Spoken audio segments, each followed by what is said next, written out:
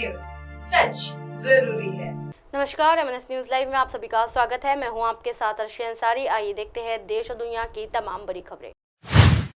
कांग्रेस ने एमपी, छत्तीसगढ़ और तेलंगाना चुनाव के लिए जारी की उम्मीदवारों की पहली सूची। सीएम बघेल पाटन से तो पूर्व सीएम कमलनाथ छिंदवाड़ा से ठोकेंगे ताल। जी हां, मध्य प्रदेश, छत्तीसगढ़, तेलंगाना समेत 5 राज्यों के विधानसभा चुनाव की तारीख के ऐलान के बाद राजनीतिक पार्टी अपने उम्मीदवारों की सूची जारी करना शुरू कर दी है।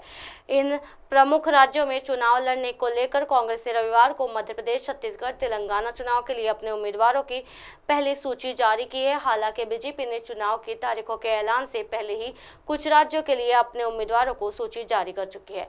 3 राज्यों में कांग्रेस की तरफ से जारी सूची में मध्य प्रदेश के लिए 144 उम्मीदवारों की पहली सूची जारी की है। वहीं छत्तीसगढ़ के लिए 30 तो तेलंगाना विधानसभा चुनाव के लिए 55 उम्मीदवारों की पहली सूची जारी की है। कांग्रेस ने जहां पूर्व सीएम कमलनाथ को छिंदवाड़ा से टिकट दिया है, तो सीएम भूपेश बघेल छत्तीसगढ़ के पाटन से टिकट देकर मैदान में उतारा है। ये भी समाजवादी पार्टी का ऐलान। जी हाँ, बीजेपी के खिलाफ एमपी, राजस्थान समेत सभी 5 राज्यों का इंडिया गठबंधन के साथ मिलकर चुनाव लड़ेगी। मध्य प्रदेश के लिए उम्मीदवारों की सूची, छत्तीसगढ़ के लिए उम्मीदवारों की सूची है, तेलंगाना के लिए सूची है।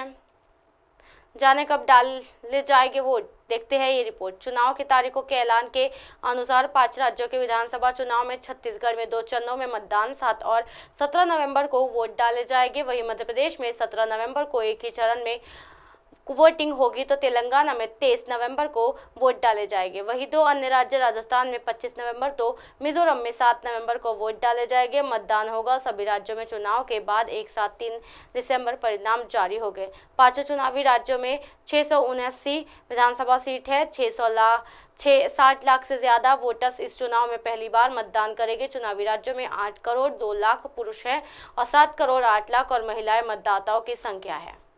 अग्निवीर को सम्मान न मिलने पर कांग्रेस से केंद्र सरकार को घेरा।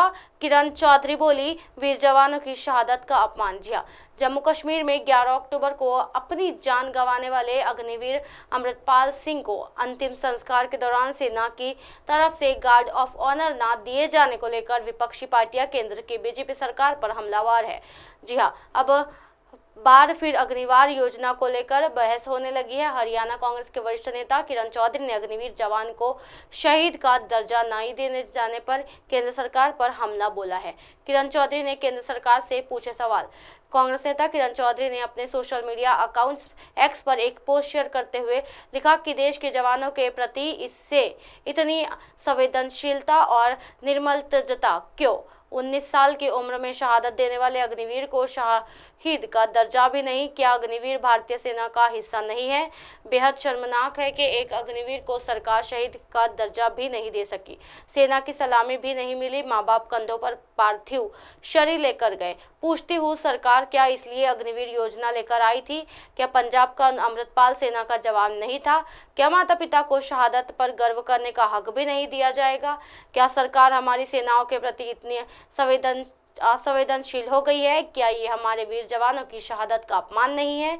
कुमारी शैलजा ने केंद्र सरकार पर बोला हमला। जी हाँ, वही कांग्रेस की वरिष्ठ नेता व छत्तीसगढ़ प्रभारी कुमारी शैलजा ने भी अग्निवीर अमृतपाल सिंह को गार्ड ऑफ ऑनर न दिए जाने पर केंद्र सरकार पर निशाना साधा है।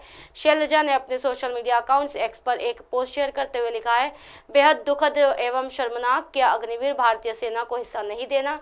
देश के लिए शहीद होने वाले अमृतपाल जी को ना तो सरकारी सम्मान दिया गया, ना ही आर्मी की कोई यूनिट वहां आई। क्या सरकार ने अग्निवीरों की भर्ती के समय हो रहे आंदोलनों का दमन करके भर्ती प्रक्रिया इसी दिन के लिए पूर्ण की थी? हमारे देश के जवान जब शहीद होते हैं तो उनके साथ शहीद होती है बहन की राखी, पिता की लाठी एवं मां की आंखों का तारा। सरकार के इस कृत्य में मां भारती के तमाम शहीदों का अपमान किया है। इससे साफ जाहिर है कि सरकार की संवेदनाएं मृत हो चुकी है।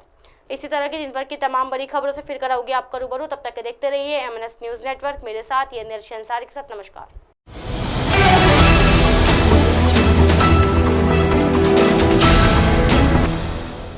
ये है एमएनएस न्यूज नेटवर्क और आप देख रहे हैं एमएनएस न्यूज।